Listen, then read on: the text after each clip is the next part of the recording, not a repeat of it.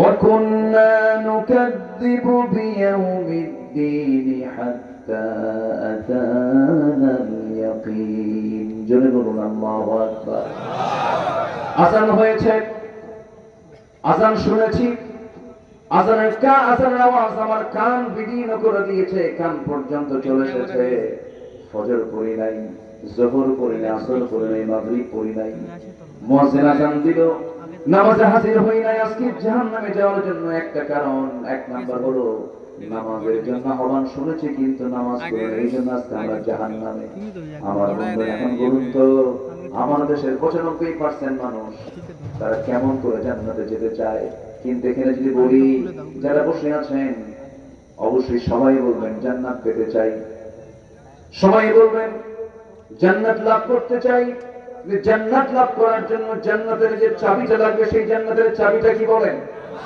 আর জান্নাতের চাবি কি বলেন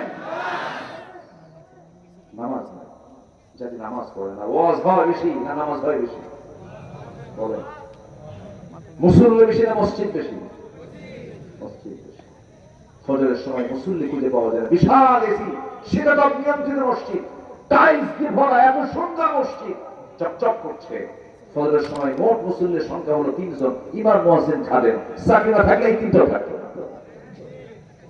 বাস্তব বাস্তব আর আমার নবীর মসজিদ ছিল পাকা না কাঁচা বলেন বলেন পাকা না কাঁচা সেজদা দিলে পরে কপালে বালু লেগে যেত কি আযান দিতেন বেলাল আল্লাহু আকবার এই তো কয়েকদিন আগে আল্লাহ পাক আমাকে মক্কা মদিনা যাওয়ার সুযোগ দিয়েছিলাম এখন তো 15-20 লক্ষ মুসলমান একসঙ্গে জামাতে নামাজ পড়তে পারে মদিনায় কিন্তু এই মদিনার মসজিদ এত বড় ছিল না ছোট্ট একটা মসজিদ দুটা ইতিমের কাছ থেকে রাসূল কিনে দিয়েছিলেন জায়গা খেজুর পাতার ছাউনি আর খেজুর গাছের কাণ্ড দিয়ে রাসূল মসজিদ বানিয়েছিলেন সেই মসজিদের খালি মুখে বেরোনোর আযানটা আল্লাহর আরশ আজিম পর্যন্ত পৌঁছে গেছে ভাইরে এত বড় নিয়ামত জান্নাত আমি নামাজ না পড়ি পাবো এটা কেমন করে আশা করি আমরা বলেন কেমন করে আশা করি দুনিয়ার জিন্দেগিতেও তো যদি আপনি বিসিএস ক্যাডার হতে চান কত পড়াশোনা করতে হয় কত স্টাডি করতে হয় দুনিয়ার জিন্দেগিতে একটা ব্যবসাকে প্রতিষ্ঠিত করার জন্য রাতকে রাত দিনকে দিন পরিশ্রম করতে হয় কত চিন্তা ফিকির কত বুদ্ধি খাটাতে হয় আর সর্বনিম্ন একটা জান্নাত 10টা পৃথিবীর মধ্যে একটা জান্নাত আল্লাহ পাক আপনাকে দিবেন নামাজ না পড়ে কেমনে সম্ভব তাহলে ঈমান মজবুত হবে নামাজ না পড়ে না নামাজ পড়ে অনেকে হুজুর আগে ঈমান ঠিক করি এরকম আছে না বল আগে কি ঠিক করি ঈমান ঠিক করি না নামাজ পড়ি কি ঠিক হবে ঈমান ঠিক হবে সবাই কি নামাজ পড়তে রাজি আছেন ইনশাআল্লাহ মনে হয় কষ্ট দিচ্ছে আপনাদেরকে আমার নবীর জীবনে কোনো নামাজ কাজা ছিল না অসুস্থ রাসূল আল্লাহ পাক আমাকে এবার মদিনা মুনাওয়ারায় যে স্থানটিকে আমার রাসূল বলেছেন মা বাইনা বাইতি ওয়া মিনবারি রাওদাতুম মিন রিয়াদিল জান্নাহ আমার ঘর এবং ওই মিম্বার যেখানে আমি খুতবা দেই এই মাঝখানে যে জায়গাটা এই জায়গা হলো জান্নাতের টুকরা তো দুনিয়াতে একটা জান্নাতের টুকরা আছে না বলেন তো বলেছেন মুহাম্মদ সাল্লাল্লাহু আল্লাহ পাক আমাকে এবার দীর্ঘ সময় ওখানে বসে থাকার তৌফিক দিয়েছেন দীর্ঘ সময় অনেক লং টাইম এটা আমার দেশের কিছু প্রবাসী ভাইদের একটু চান্স দেওয়ার কারণে হয়েছে আমার দেশের কিছু প্রবাসীরা ওখানে চাকরি করে তো আমি গিয়ে দেখি একদম রাওদাতুম মিন রিয়াদিল জান্নাহর ভিতরে তারা দাঁড়ায় আছে খেদমত করছে পরিষ্কারের কাজ করছে নাযাফার কাজ করছে আমাকে দেখি চিনছে ওয়াজ শুনে হুজুর আপনি আসছেন তো বললাম যেখানে বেশিক্ষণ থাকবো কেমন এই ব্যবস্থা করো বেশিক্ষণ থাকতে দেয় না মানে ধারাবাহিকতায় বের হয়ে যেতে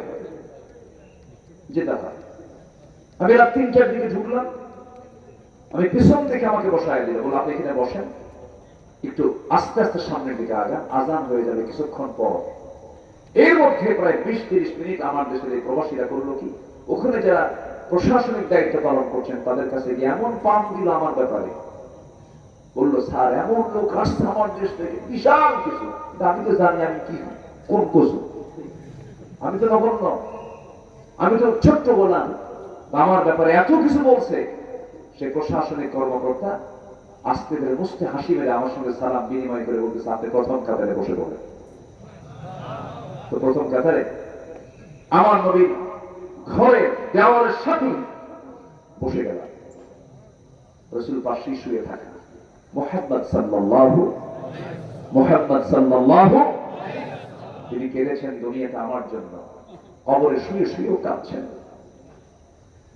কাল হাসরে সবাই নফসি নফসি বলে ব্যস্ত হয়ে পড়বে, আর আমার রাসূল শুধু উম্মতি উম্মতি বলে ব্যস্ত হয়ে পড়বে। সেই নবীজি আমার পাশে শুয়ে থাকা, বারবার সালাম দিচ্ছে, আসসালাতু ওয়াসসালামু আলাইকা ইয়া রাসূলুল্লাহ।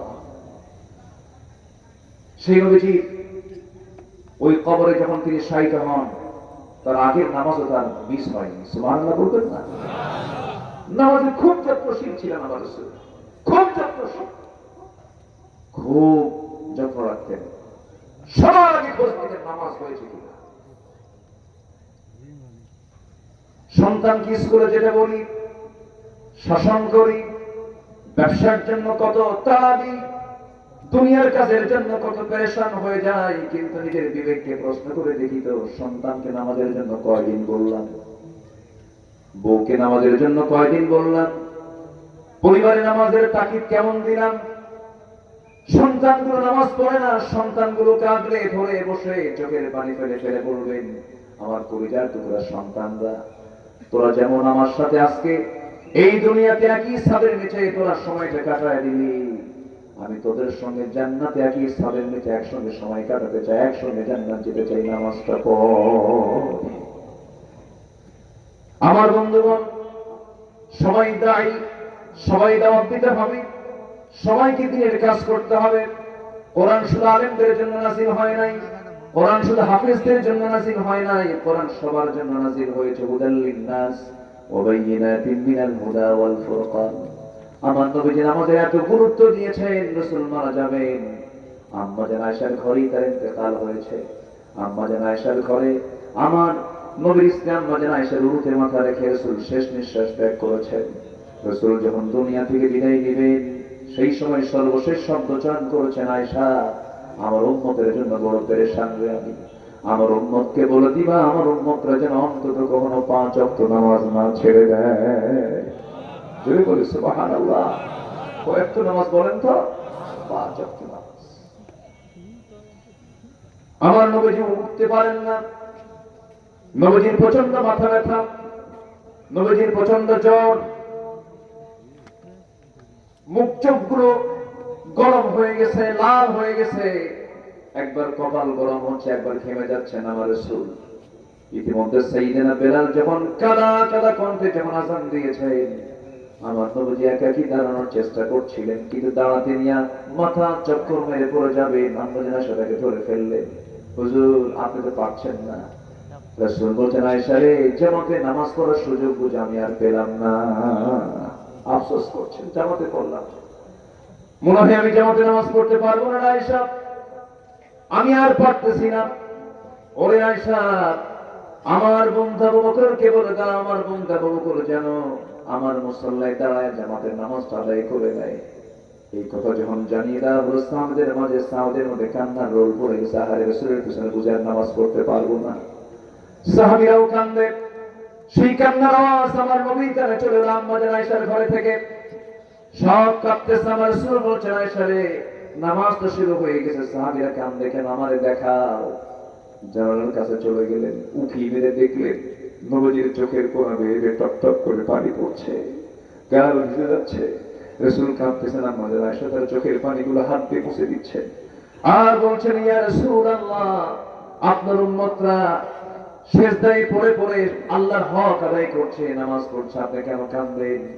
রাসূল বলছেন, আয়েশা রে, আমার এই চোখের পানি দুঃখের নয়, এই চোখের পানি আমার চরম আনন্দের পানি। জানো আয়েশা, এই নামাজ কায়েমের সংগ্রাম করতে গিয়ে আমার দাঁত কাফেররা ভেঙে দিয়েছে, দেখো দাঁত নাই, আমার কোমর ভেঙে দিয়েছে খন্দকে, তায়েফে মেরে মেরে এই যে দাঁত, এই যে দাগ, এই যে দাগ, গোটা শরীর আমার দাগ হয়ে গেছে আয়েশা। মক্কার মানুষগুলো নামাজ পড়তে দেয় নাই, রুকুতে চলে গেছে, গোটা পিঠের উপরে উটের পচানারি গুলি চাপায়া দিয়েছে। এত কষ্ট করে সেই নামাজ রাষ্ট্রীয় পর্যায়ে আজকে কায়েম হয়ে গেছে। এই জন্য আয়েশা রে, চরম আনন্দে আমার চোখে পানি বের হয়ে গেছে। আম্মা যেন আয়েশা একদিন বলছেন, ইয়া রাসূলুল্লাহ, আপনি আমার জন্য একটু দোয়া করুন। আমার নবী হাত উঁচু করে দোয়া করছেন, আল্লাহ আমার আয়েশা আগের পরের সমস্ত গুনাহগুলো তুমি আল্লাহ মাফ করে দাও। এই দোয়া করার সঙ্গে সঙ্গে আম্মা যেন আয়েশা এতটাই খুশি হয়ে গেলেন। রাসূল বলছেন, আয়েশা তুমি এত খুশি হলে কেন? তিনি বলছেন, ইয়া রাসূলুল্লাহ, আমার জীবনের শ্রেষ্ঠ দিন, আপনি আমার জন্য এমন দোয়া করেছেন, আমার জীবনে আর কোনো গুনাহ নাই। রাসূল বলছেন, আয়েশা রে, এই দোয়া শুধু তোমার জন্য করি না, আমি প্রত্যেকটা দিন আমার সব উম্মতের জন্য এই দোয়াটা করি। জোরে বলি সুবহানাল্লাহ। আমরা কাকে ভয় করব? কাকে কাকে কাকে? আমি এক নাম্বার গুণ হচ্ছে তাকওয়া অর্জন করব। জোরে বলি ইনশাআল্লাহ।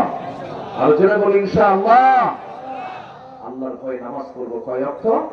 5 ওয়াক্ত নামাজ। বোনকে বলবো, ভাইকে বলবো, ছেলেকে বলবো, মেয়েকে বলবো, মাকে বলবো, সবাইকে বলবো, আসো না জাহান্নাম থেকে বাঁচার জন্য নামাজে দাঁড়ায়। পরিবারকে নামাজ দিয়ে সাজিয়ে ফেলবো। জোরে বলি ইনশাআল্লাহ। রাজি আছেন তো সবাই? রহমত পেতে হলে 15টা উপায়। কয় নাম্বার বললাম? রহমত পাওয়ার জন্য তাকওয়া। রহমত পাওয়ার জন্য কি? তাকওয়া। নাম্বার 2, আমি খুবই খুশি একটা লোক নড়াচড়া করছেন না।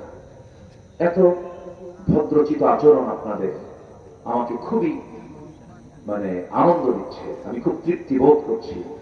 এত রাত হওয়ার পরেও একটা লোকের কোনো নড়াচড়া নেই। আমি আল্লাহ শুকরিয়া আদায় করছি, আলহামদুলিল্লাহ। এটা যেন শেষ পর্যন্ত অব্যাহত থাকে, আল্লাহ কবুল করুন। জোরে বলি আমিন। কারণ শ্রেষ্ঠ জায়গা হলো এখন কোরআনের মাহফিল। এর চাইতে শ্রেষ্ঠ জায়গার দ্বিতীয় কোথাও নাই। এখান থেকে উঠে যাওয়া মানে আমার জন্য প্লাস না মাইনাস? মাইনাস। আমরা মাইনাস পজিশনে যেতে চাই না। বসুন, আমরা থাকবো। ঘড়িটা আজকে দেখবে কে? আপনি দেখবেন না আমি দেখবো? বলেন বলেন, ঘড়ি দেখার দায়িত্ব কারা দিবেন? আমাকে দিবেন তো? জি। জুমার দিন খতিব খুতবা দেয় আর ঘড়ি দেখে মুসল্লি। 1:31 বাজতে যায়, হুজুর তাড়াতাড়ি শেষ করেন, ঘড়ি দেখতে। এগুলো বেকুব, ঠিক না। সম্মানিত ভাইরা, একটু আমাকে সময় দেন। সময় লাগবে তো, যেহেতু উঠেছি বসে একটু কথা বলবো ইনশাআল্লাহ। রাজি আছেন তো ইনশাআল্লাহ? আপনি আমার কথাগুলো শুনছেন না? আমার প্রত্যেকটা শব্দ চয়ন, প্রত্যেকটা কথা আগামীকালকে ভিতরে কোটি কোটি মানুষের কাছে আমার এই আলোচনার মেসেজটা সব জায়গায় চলে যাবে। একটু বসো। নাম্বার 2 হলো, রহমত পেতে হলে রাগ দরকার না ধৈর্য দরকার? বলেন, রাগ দরকার না ধৈর্য দরকার? ধৈর্য।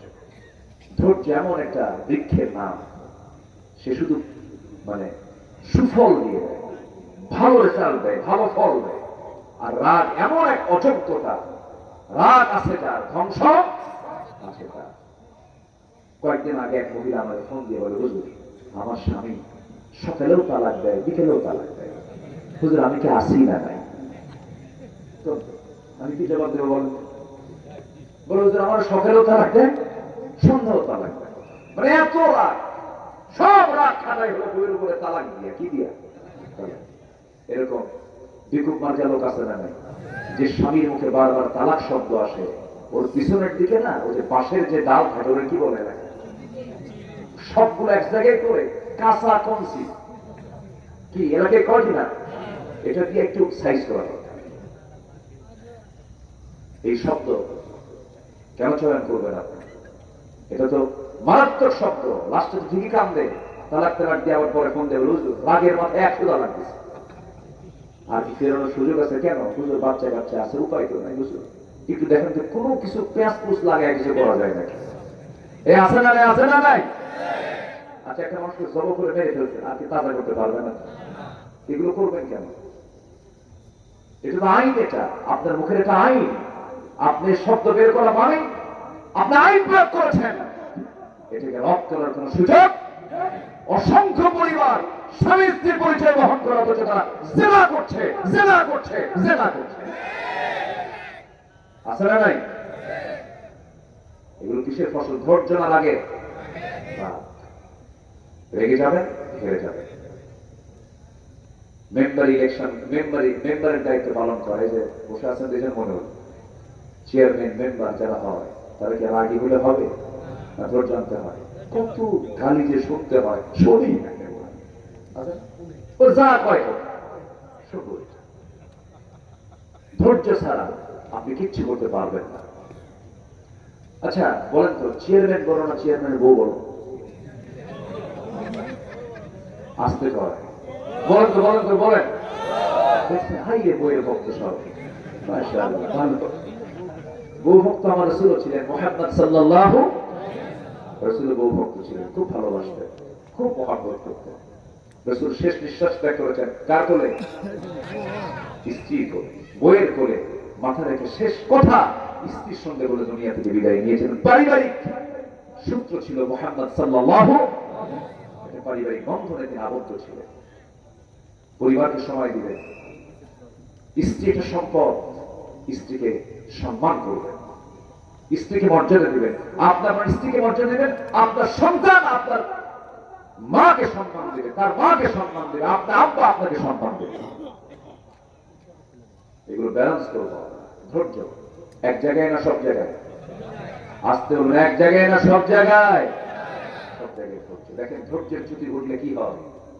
ছাত্ররা কোটা বিরোধী আন্দোলন চালাচ্ছে, এই কোটা সংস্কার যেটা হবে না, ম্যাটার যাচাই করে আমাদেরকে আমাদের যোগ্যতার মূল্যায়ন করা হোক। আন্দোলন করলো, আন্দোলন চলতেছে, তুমি হঠাৎ করে একদিন বলেই ফেললো রাজাকের নাতি বুধিরা চাকরি পাবে।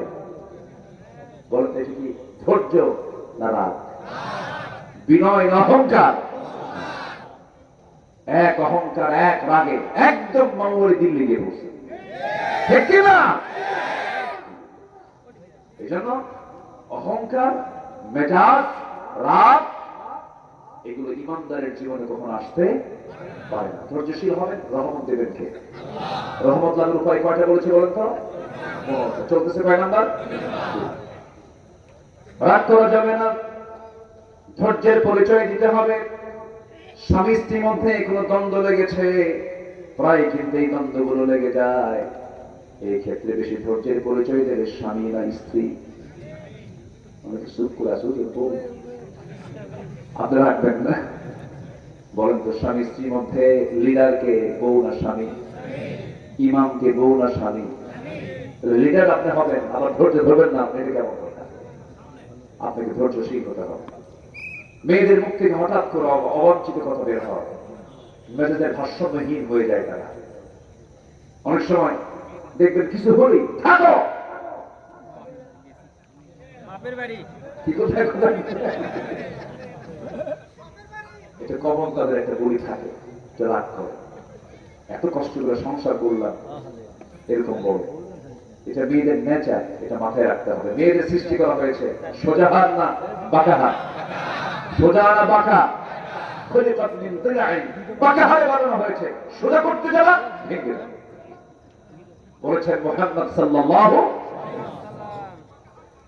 একটু প্রশংসা করতে হয় মেয়েদের, প্রশংসা করলে খুব খুশি হয়, তেল মানলে খুব খুশি। একটু প্রশংসাসূচক শব্দ প্রয়োগ করতে হয়, বুঝাতে হয়। পুরুষকে ধৈর্যের পরিচয় দিতে হবে, স্ত্রীর চাইতে কম না বেশি? আমার মায়েরা খুব খুশি, বুঝে ভালো করে হয়। আমার বন্ধুগণ, আল্লাহ রাব্বুল আলামিন বলেন, وَأَطِيعُوا اللَّهَ وَرَسُولَهُ وَلَا تَنَازَعُوا فَتَفْشَلُوا وَتَذْهَبَ رِيحُكُمْ وَاصْبِرُوا إِنَّ اللَّهَ مَعَ الصَّابِرِينَ। জোরে বলুন আল্লাহু আকবার, আরো জোরে আল্লাহু আকবার। আমার রাসূল রাগী ছিলেন না, ধৈর্যশীল ছিলেন, ধৈর্যশীল ছিলেন, ধৈর্যের তিনি পিরামিড ছিলেন। মুসা আলাইহিস সালাম রাগী মানুষ ছিলেন, উনিও ধৈর্যশীল ছিলেন। হয়তো আমরা অনেকে জানি, তার নামটা শুনলে মনে হয় রাগী মানুষ না, তার মধ্যে ধৈর্য ছিল। এই রাগী লোকটা ছাগল চড়িয়েছেন 10 বছর। কত বছর বলেন? আচ্ছা বলেন তো, ছাগল চষান কি সহজ কাজ না কঠিন কাজ?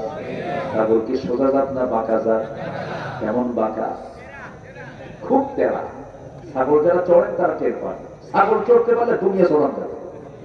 এত বাঁকা, ও যদি একবার ব্রেক মারা বলেন সামনের দুই পা একবার মাটিতে গেড়ে দেয়, দড়ি ছেড়ে না, আমি যাবো না। এত বাঁকা একটা প্রাণী। সেই বাঁকা প্রাণীকে, ছাগলকে চড়ালেন সাইয়েদনা মূসা আলাইহিস সালাতু ওয়াস সালাম 10 বছর। কত বছর বলেন? 10 বছর, শুধুমাত্র রাগ কমানোর জন্য। কি কমানোর জন্য বলেন? রাগ কমানোর জন্য। খুব রাগী লোক ছিল। এই মোবাইল আছে সাথে, মনে আওয়াজ হচ্ছে। আমার বন্ধুগণ, একটু কান লাগাবেন, মনোযোগ দিয়ে শুনবেন। 10 বছর ছাগল পালনের দায়িত্ব তিনি পেলেন। সর্বশেষ দিন ছাগলগুলো নিয়ে যখন মাঠ থেকে নিয়ে আসতেছিলেন, হঠাৎ করে ছাগল পাল থেকে একটা ছাগল একাকে একদিকে দৌড় মারা শুরু করে দিয়েছে। সেই সিটকে বড় সেই ছাগলটা ধরার জন্য নবীও দৌড়াচ্ছেন, ছাগলও দৌড়াচ্ছে। শেষ পর্যন্ত ছাগলকে ধরতে ধরতে তিনি হাঁপসে গেলেন, ঘরমাক্ত হয়ে গেলেন। ছাগলটাও ঘেমে গেছে, এমন রাগ উঠছে। ছাগলটা ধরে দুই হাতে ধরে শূন্যে চড়েছেন। কি মারবেন? আসার মারবেন। খুব রাগ উঠছে, কিন্তু লক্ষ্য করে দেখেন ছাগলটা থরথর করে কাঁপে, চোখে মুখে ভয়, লোম কূপ দিয়ে ঘামগুলো টপ টপ করে পড়তেছে। তিনি মনে মনে চিন্তা করেন, আহারে বেচারা ছাগল, তোর তো কোনো জ্ঞানী নাই, তোর তো কোনো ইলম নাই, তোর মায়েরা কি লাভ হবে? তার মধ্যে একটা ধৈর্য চলে আসলো, বুঝ চলে আসলো। ছাগলটার দুই হাত থেকে আস্তে করে ছেড়ে দিয়া বুকের সঙ্গে ছাগলকে জড়িয়ে রেখে তিনি আদর করলেন, স্নেহ দিলেন, রহমত করলেন, বরকত দিয়ে দিলেন, তার আদর করলেন। আল্লাহ বলছেন, মুসা তোমার রাগ কমে গেছে, ধৈর্যশীল হয়ে গেছে, আমি তোমার নবুয়ত দিয়ে দিলাম। সুবহানাল্লাহ। বিয়া আগে না ধৈর্য আগে? হ্যাঁ, এটা মনে রাখেন, ধৈর্য আগে। ব্যবসা আগে না ধৈর্য আগে? ধৈর্য আগে। সব জায়গায় ধৈর্য লাগবে, ধৈর্য ছাড়া কিচ্ছু হবে না। এই যে বসে আছেন, বলে তো ওয়াজ আগে না ধৈর্য আগে? বসে থাকতে হবে। শয়তান তো লেগে আছে, বলেন না, শয়তানকে ওঠ বারবার, আপনি বলবেন না, বসে থাকতে হবে। ধৈর্য, আমরা ধৈর্যশীল হব। জোরে বলি ইনশাআল্লাহ। একজন নবীর গায়ে 18 বছর ঘা ছিল, ঘা, গন্ধ, পোকা। কে বলেন তো? বলেন কে কে কে? আইয়ুব আলাইহিস সালাম। কোনদিন কি তিনি ধৈর্যহীনতার পরিচয় দিয়েছেন? একবার কি বলেছেন, আল্লাহ তুমি কি করলে? বলছেন? পরিবার চলে গেছে, সংসার ওলটপালট হয়ে গেছে, অসুস্থতায়। দুঃসময় তো সবাই থাকে না, দুঃসময় সবাই থাকে, অনেকে দৌড় মারে। দৌড় মারে কিনা বলেন? দৌড় মারে। ওই দুঃসময়ে কেউ তার পাশে ছিল না। 18 বছর ধরে এত বড় জটিল রোগে আক্রান্ত হলেন, কুষ্ঠ রোগে আক্রান্ত হলেন। আল্লাহর পয়গম্বর একটা বড় তিনি মনক্ষুণ্ণ হলেন না। কিন্তু জিহবা পর্যন্ত ঘা যখন পৌঁছে গেছে, জিহবাই লাগে। আল্লাহকে বলছে, আল্লাহ সব জায়গায় ঘা দিয়েছে, কোনো দুঃখ নাই, জিহবাই ঘা দিও না, কারণ তোমার নামের জিকির করবো কেমনে? তোমার নামের জিকিরটা আমি কেমনে করবো? আল্লাহ তোমার নামের জিকির করার জন্য অন্তত জিহবাটাকে অক্ষত রেখে দাও।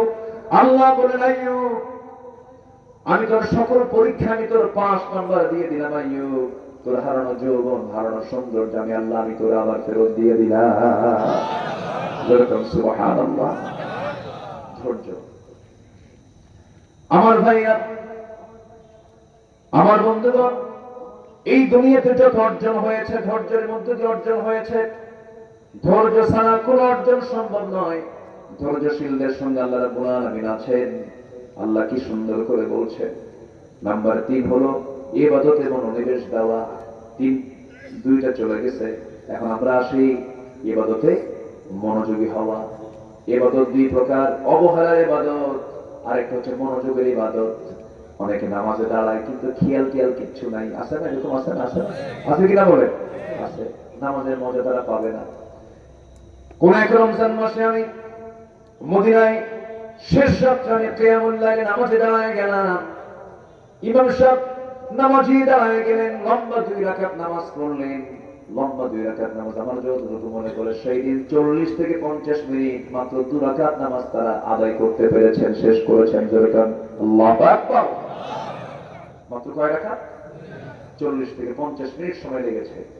নামাজের মধ্যে মজা যদি না পাওয়া যায় তাহলে কি থাকা যাবে? মজা পেতে হবে। নামাজের একটা মজা আছে, এবং একটা মজা আছে, একটা স্বাদ আছে। সেই স্বাদটা পাওয়ার জন্য সবার আগে শর্ত হলো মনোযোগ দেওয়া। কি দেওয়া বলেন তো? মনোযোগ দেওয়া। সাইয়েদনা আলী জিহাদের ময়দানে যুদ্ধ করতে গিয়ে পায়ের মধ্যে তীরবিদ্ধ হয়ে যুদ্ধ ময়দান থেকে ফিরে এসেছেন।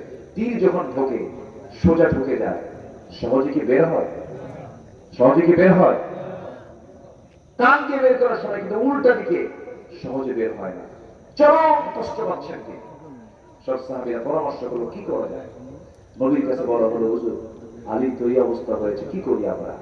আমার রাসূল বলছেন, শোনো, স্বাভাবিকভাবে তোমরা তার পা থেকে তীর বের করতে পারবে না, ও কষ্ট পাবে, খুব কষ্ট। কিন্তু আমি জানি আমার আলীর নামাজের মধ্যে মনোযোগিতা কেমন আমি জানি। তোমরা আলীকে নামাজে দাঁড়াতে দাও, নামাজের মধ্যে তোমরা তার পা থেকে টান মেরে তীরটা বের করে দিবা। কিন্তু আস্তে কর সুবহানাল্লাহ, আর জোরে কর সুবহানাল্লাহ। নামাজের মধ্যে তো মশা পড়লে পরে আছে কিনা? আর নামাজ যদি একটু লম্বা করে, সূরা লম্বা করলে তার কোনো লোকপাত চলবে না, তাই না? তখন মানে কি গলার একটা আওয়াজ শেষ করে না। মনোযোগ, মনোনিবেশ হতে হবে। والذين هم للصلاة والذين قد أفلح المؤمنون الذين هم في صلاتهم خاشعون। খুশুর সাথে অত্যন্ত মনোযোগ দিয়ে নামাজ পড়তে হবে। আমার নবীজির এমন সময় গেছে ঘন্টার পর ঘন্টা চলে গেছে শুধু একটা সিজদার মধ্যে। সিজদার ভিতরে সিজদা দিলে জবাব দেন কে? আস্তে জবাব দেন কে? আপনি সিজদার মধ্যে আপনি যা চাবেন আল্লাহ তাই কবুল করবেন। কেন কবুল করবেন না? তিনি কবুল করার জন্য তিনি তো আছেন, তিনি তো আবার কবুল করবেন। আমি ডাকবো, আমার ডাকে সাড়া কে দিবেন? কে দিবেন? আল্লাহ দিবেন। কিন্তু মনের মতো করে চাইতে হবে, মনোযোগ দিয়ে চাইতে হবে। আমরা সকল ইবাদতে আমরা মনোযোগী হব। জোরে বলি ইনশাআল্লাহ। আল্লাহ রাব্বুল আলামিন বলেন, ওয়ামা উমিরু ইল্লা লিয়া'বুদুল্লাহা মুখলিসিনা লাহুদ-দ্বীন হুনাফা'a ওয়া ইউকিমুস সালাতা ওয়া ইউতুস যাকাতা ওয়া যালিকা দীনুল কাইয়্যিমা। জোরে বলুন আল্লাহু আকবার। ইখলাস ঠিক থাকতে হবে, একমাত্র আল্লাহর জন্যই সবকিছু করতে হবে। চোখের পানি বারবার ফেলার চেষ্টা করতে হবে কার সামনে? বলেন আল্লাহর পছন্দের বান্দা তো তারাই। আল্লাহ রাব্বুল আলামিন বলেন, ওয়াল্লাযীনা ইয়াবীতুনা লিরাব্বিহিম সুজদান ওয়া কিয়ামা ওয়াল্লাযীনা ইয়াকুলুনা রাব্বানা اصرف عنا عذاب جهنم إن عذابها كان غراما إنها ساءت مستقرا ومقاما। জোরে বলুন আল্লাহু আকবার। ইমানদার বান্দা তো তারাই, আল্লাহর রহমানের প্রিয় বান্দা তো তারাই। রাত যখন গভীর হয়ে যায় নরমাল বান্দাগুলো ঘুমিয়ে পড়ে, বিশেষ বান্দাগুলো সেজদায় পড়ে পড়ে টুকরে টুকরে শিশু বাচ্চার মতো হাউমাউ করে কাঁদে আর বলে, আল্লাহ বলে মাফ করে দাও, অমুক দিন গুনাহটা করছি, অমুক দিন পাপটা করছি, অমুক দিন আমি অমুক পাপের সঙ্গে জড়িয়েছিলাম, আল্লাহ তুমি আমারে মাফ করে দাও। চোখের পানিগুলো যদি আল্লাহর ভয়ে যদি কোনো বান্দা ফেলতে পারে, 7 সমুদ্রের পানি দিয়ে জাহান্নামের একটা কিনারা কেউ নিভাতে পারবে না। যদি কোনো বান্দা যদি একমাত্র আল্লাহর ভয়ে 1 ফোঁটা চোখের পানি যদি ফেলতে পারে, ওই 1 ফোঁটা চোখের পানি আল্লাহ রাব্বুল আলামিন 7টা জাহান্নাম নিভায় দিয়ে তার জন্য 8টা জান্নাত খুলে দিবে। আমরা কাঁদবো কার কাছে ভাই? আসতে বলবো না, কাঁদবো কার কাছে? আল্লাহর কাছে। দিল খুলে কাঁদবো আমরা, মন খুলে কাঁদবো আমরা, ফুপে ফুপে কাঁদবো আমরা। আল্লাহর কাছে সব অভিযোগ করে দেব, আল্লাহর কাছে সব প্রস্তাবনা গুলো দিয়ে দেব, আল্লাহর কাছে সব কোশ্চেন গুলো আল্লাহর সামনে হাজির করে বলবো, আল্লাহ তোমার কাছে যা চাইলাম তাও দাও, যা চাই নাই তা প্রয়োজন তাও দিয়ে দাও। আমাদের চাওয়ার জায়গা বলুন তো একমাত্র কার কাছে? আসতে বলবেন না, কার কাছে? আল্লাহর কাছে। আল্লাহর কাছে আমরা চাবো, অত্যন্ত মনোযোগ দিয়ে চাবো, গুরুত্বের সঙ্গে চাবো। তাহলে 1 নাম্বার চলে গেল তাকওয়া, নাম্বার 2 হলো ধৈর্য। মনে থাকবে সবার? নাম্বার 3 হলো ইবাদতে মনোনিবেশ দেওয়া, মনোযোগ দিয়ে ইবাদতগুলো সম্পূর্ণ করা। নাম্বার 4 হলো আল্লাহর সন্তুষ্টির জন্য আল্লাহর পথে দান করা। দান করব কার জন্য? আসতে বলুন না, কার জন্য? আল্লাহর পথে আমরা আল্লাহর সন্তুষ্টির জন্য দান করব। من ذا الذي يقرض الله قرضا حسنا فيضاعفه له أضعافا كثيرة والله يقبض ويبسط وإليه ترجعون جلبون الله أكبر আরো الله أكبر আমি আল্লাহর পথে কেন দান করব? আল্লাহ পাক কি আমাকে দেয় নাই? আল্লাহ আমাকে দেন নাই? কি কম দিয়েছেন না অনেক দিয়েছেন? কম দিয়েছেন না বেশি দিয়েছেন? আল্লাহর দেওয়া কি আমার আপনার জন্য কি কম না অনেক বেশি? মাথা থেকে পা পর্যন্ত একটু তাকায় দেখেন কি আল্লাহ পাক দেন নাই? সব দিয়েছেন। আসলে আমরা দোয়া করে দিই নাকি? হ্যাঁ, তুই যদি একজন করে ওঠে কি সমস্যা কি বুঝলাম না।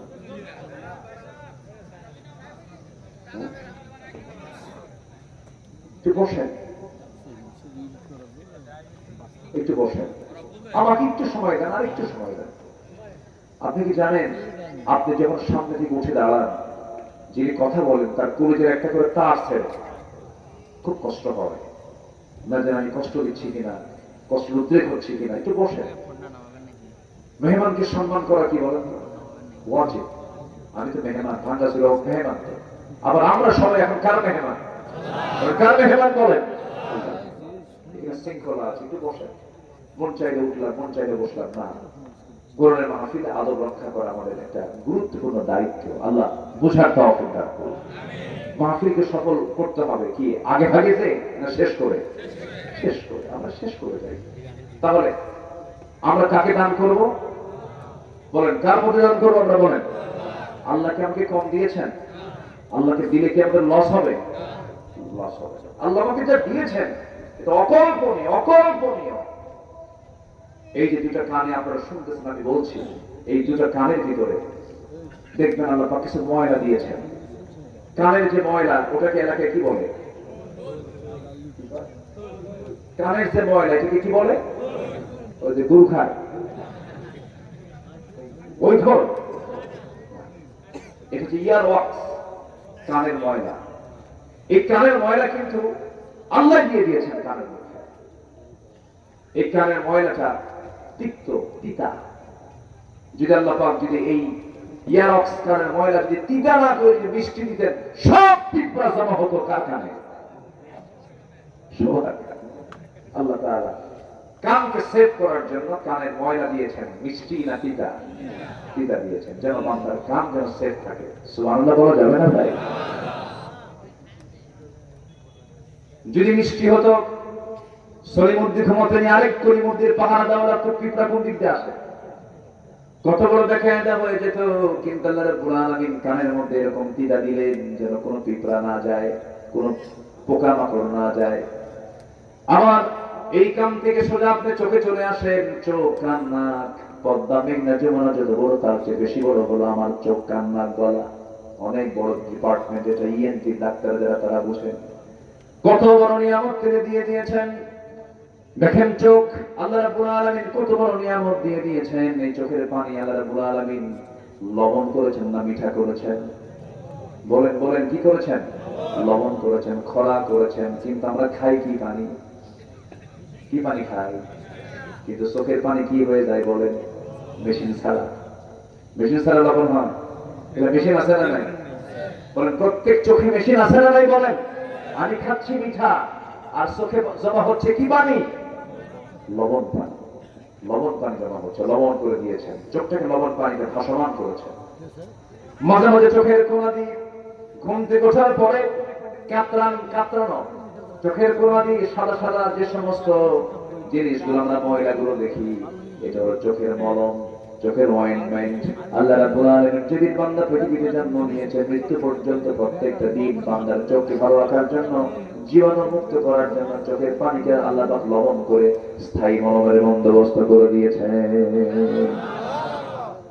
আমার বন্ধুগণ, প্রতি মিনিটে মানুষ 15 থেকে 20 বার পলক ফেলে। 15 থেকে 20 বার পলক ফেলে। এই পলক শুধু পড়েই না, বরং প্রতিটা বার পর সমস্ত দিকে লিকুইড ছড়িয়ে দেয় পুরো চোখে। এর ফলে চোখ থেকে আর্দ্র ধুলাবালি ক্ষতিকর জীবাণু থেকে মুক্ত। পলক হলো চোখের প্রাকৃতিক ওয়াইফার,